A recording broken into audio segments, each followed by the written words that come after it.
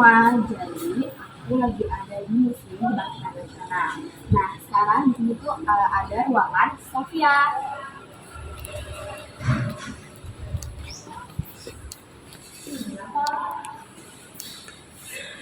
Jadi sini tuh udah ada di ruang pengajar Sofia. Nah, seperti yang kalian tahu, Sofia itu adalah sekolah kedokteran pada kedokteran pribadi pada zaman kolonial Belanda. Nah, kita lanjutin sini ada ruang direktur Sofia. Nah, kalau tadi kan itu ruang pengajar yang ada di Sofia. Kalau sekarang di sini tuh ada ruangan direktur Sofia untuk membahas permasalahan terkait pengajar Sofia. Nah, itu juga bisa jadi ruangan untuk menerima tamu-tamu yang ingin datang ke Sofia. Nah, salah satu direktur Sofia yang berperan membela yaitu Sutomo adalah Sutomo. Jadi berdiri adalah Dr. Fredrik Stroh yang menjabat pada 1901 dan 1904. Nah, kita lihat itu ada direktur yaitu Dr. Fredrik Stroh. Nah, di sini juga bisa buat tempat-tempat untuk tamu-tamu untuk datang ke Sofia. Nah, di sini tuh ada ruangan untuk pelayanan kesehatan yang ada di Sofia. Di sini tuh Sofia ini ada juga loh ruangan kesehatannya.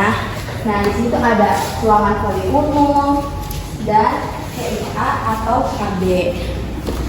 Gitu aja. Nah, lanjut nih, di sini tuh ada ruang media belajar Sofia. Jadi ruang ini biasanya digunakan untuk pelajar-pelajar Sofia untuk melakukan praktek pada sekolah Sofia ini. Nah, bisa lihat nih, di sini tuh ada meja bedahnya. Jadi praktek ini juga bisa tuh kayak buat naruh mayat nih, mayat di sini untuk dijadikan bahan praktek pada zaman sekolah Sofia. Nah, juga di sini tuh ada buku-buku untuk pelajar Sofia untuk baca-baca buku nih. Nah, ini juga nih ada salah satunya buku yang ada di Sofia dulu. Nah, selanjutnya di sini ada ruangan selanjutnya yaitu ruangan pengobatan tradisional. Nah, masyarakat ini tuh juga telah mengenal pengobatan tradisional itu sejak lama. Bahkan dulu itu tuh ada dukun-dukun dukun khitanan, dukun pijat dan dukun-dukun lainnya. Nah, masyarakat tradisional mempercayai hal yang bersifat mistis atau supernatural sebagai penyebab datangnya suatu penyakit yang proses penyembuhannya melalui bantuan dari dukun. Nah, orang yang dianggap mempunyai kemampuan menyembuhkan.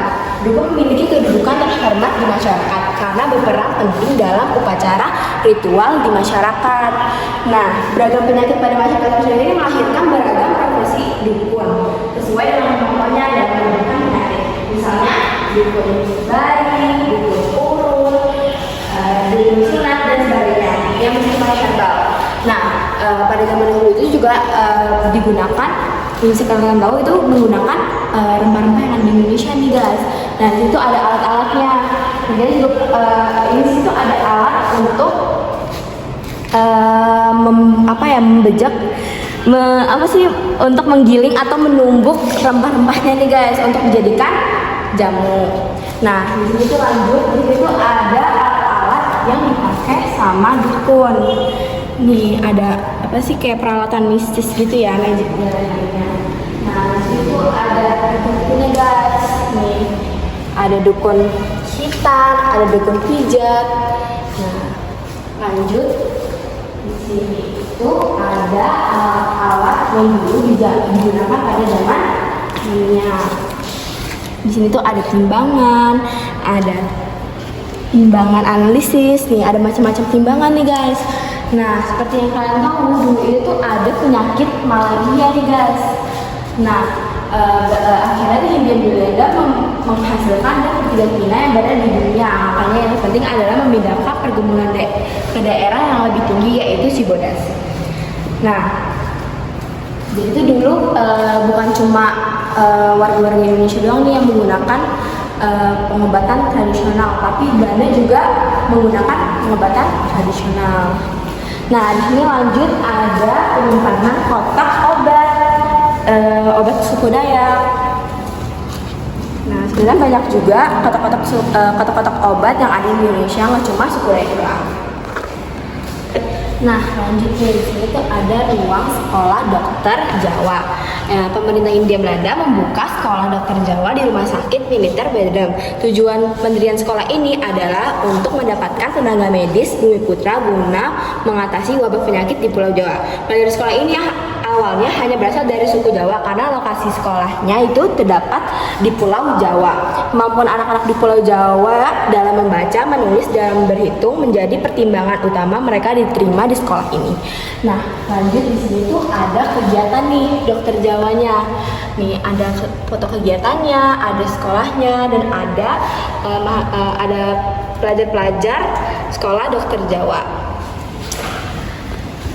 Nah, lanjutnya di sini itu ada replika surat keputusan Raja William II. Usulan Willem Bosch untuk mendidik Bumiputra dalam bidang kesehatan didukung Raja William II yang bersedia membantu pendanaan sekolah tersebut. Nah, di sini tuh ada replika-replikanya nih guys, yang oleh Raja William II nih. Nah, pemerintah Hindia Belanda khawatir angka kematian penduduknya tinggi akan bertambah pada hasil panen perkebunan.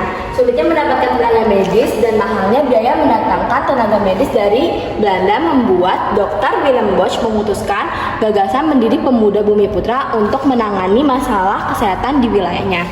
Nah, usulan Dr. Willem Bosch ini didukung oleh Raja William II pada 23 Maret 1848.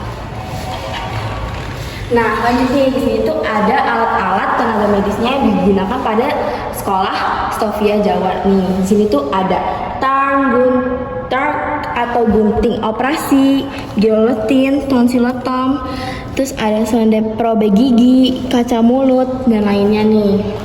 Nah, di sini juga ada nih guys, alat bantu bedah pada operasi kecil. Terus di sini tuh ada alat untuk melihat bagaimana dalam telinga. Nah, lanjut nih, di sini tuh ada dandang pensterilkan. Dandang ini dipakai untuk mensterilkan alat-alat yang digunakan untuk kedokteran setelah digunakan praktek. Jadi di sini tuh bukan hanya asal-asalan praktek aja ya, tapi di sini tuh juga harus steril nih alat-alatnya yang digunakan pada pelajar. Nah, di sini tuh ada replika ijazah sekolah dokter Jawa. Nah, di sini tuh bukan cuma sekarang doang ya kalau lulus sekolah itu ada ijazahnya, tapi zaman dahulu juga ada ijazahnya setelah lulus pada sekolah kedokteran di sini. Nah, di sini tuh ada juga nih direktur sekolah dokter Jawanya. Di sini tuh ada 16 yang pernah menjadi direktur sekolah dokter Jawa. Nah, lanjut di sini tuh ada alat pengucap kepala. Alat ini digunakan untuk praktek kedokteran para mahasiswa Stovia. Dengan alat ini mahasiswa Stovia dapat mempelajari dan memperdalam pengetahuan tentang isi kepala otak. Nah, selanjutnya di sini tuh ada wabah penyakit nih guys, penyakit menular. Bisa yang kalian ketahui dulu nggak cuma sekarang doang nih ada wabah penyakit cacar, tapi dulu tuh juga ada. Bahkan itu penyakit wabah cacar ini tuh udah terjadi pada zaman dahulu nih guys. Nah, wabah penyakit ini tuh disebabkan karena kurangnya gizi menjadi sebab utama rakyat mudah tertular oleh penyakit menular yang umumnya berujung pada kematian. Tapi karena dulu di situ belum ada obatnya, jadi makanya bisa dibilangin wabah ini adalah wabah mematikan. Nah, lanjut di sini tuh ada wabah cacar yang melanda Banyumas meluas ke daerah sekitarnya. Karena itu, Dr. Willem Bosch mengirim surat kepada Gubernur Jenderal yang berisi usul-usulan untuk mencegah meluasnya wabah. Usulan tersebut membutuhkan biaya yang sangat besar, sehingga pemerintah tidak menyetujui. Dr. Willem Bosch terus berusaha mengatasi wabah cacar di masyarakat. Karena itu kembali mengajukan usul kepada pemerintah untuk menyiapkan petugas vaksin di Pulau Jawa agar tidak tersebarnya wabah penyakit ini ke kota-kota lainnya. Nah, lanjut di sini tuh ada tempat penyimpanan peralatan pembungkus untuk operasi seperti perban, ada tempat penyimpanan jarum suntik, terus ada alat pelapis tempat tidur, terus di situ ada tempat penyimpan kain kasa. Nah, lanjut di situ tuh ada alat pendeteksi detak jantung, ada teropong, pinset dan alat penggulung, terus ada peralatan pengikat tangan dan tabung tes darah. Dan yang terakhir itu ada tempat penyimpanan peralatan tes darah. Nah, ini yang terakhir ini ada alat elektroradiograf, yaitu alat pencetak jantung. Ini digunakan alat pencetak jantung. Nah, alat ini tuh digunakan pada praktek sekolah Sofia. Nah guys, jadi aku udah selesai nih muter-muter ruangan yang ada di Museum Kebangkitan Nasional. Jadi aku udah ngeliat ruang pelajar, ruang Sofia, terus aku juga ngeliat ruang direkturnya, aku juga ngeliat ada alat-alat yang digunakan pada sekolah kedokteran Sofia. Nah, aku juga tahu nih kalau di sini tuh ada banyak banget pelajar-pelajar yang ada di sekolah Sofia.